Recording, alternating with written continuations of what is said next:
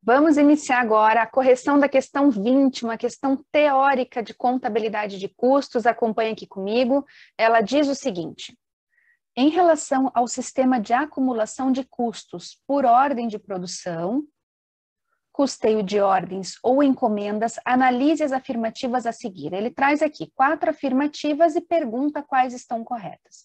Vamos passar por cada uma delas. Primeira diz o seguinte: sua escolha para uso em uma empresa está atrelada à forma de a mesma trabalhar e à conveniência contábil administrativa. Então, a questão está afirmando que a empresa escolhe, né? Quando ela escolhe custeio de ordem, custeio por ordem, custo por ordem de produção, ela escolhe por quê? Porque a escolha está atrelada à forma da empresa trabalhar e à conveniência contábil e administrativa. Tá certo. Tá?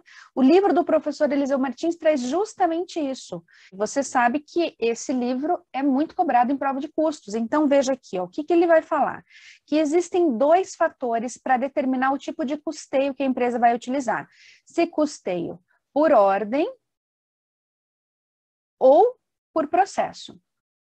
Custeio por ordem também é chamado de produção intermitente e custeio por processo, produção contínua. Quais são esses dois fatores?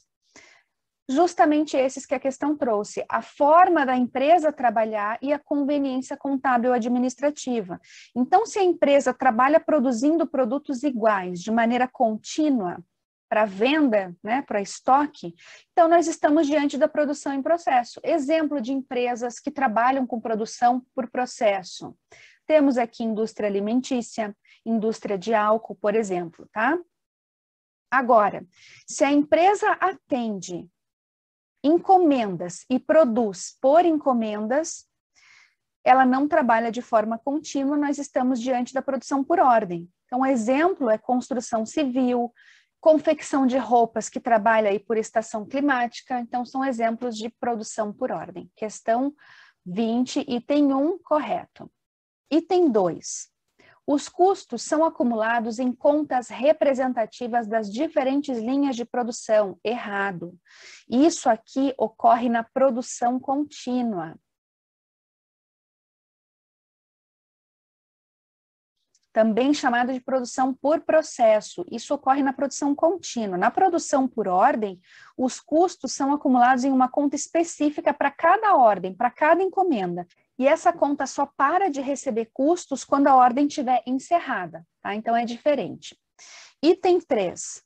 O conceito de equivalência de produção é muito importante para a correta aplicação do custeio de ordens? Não, está errado também. O conceito de equivalência de produção, ele é importante na produção por processo, na produção contínua. Na produção por ordem, não existe a necessidade de empregar essa equivalência de produção. Tá? Então, item 3 incorreto.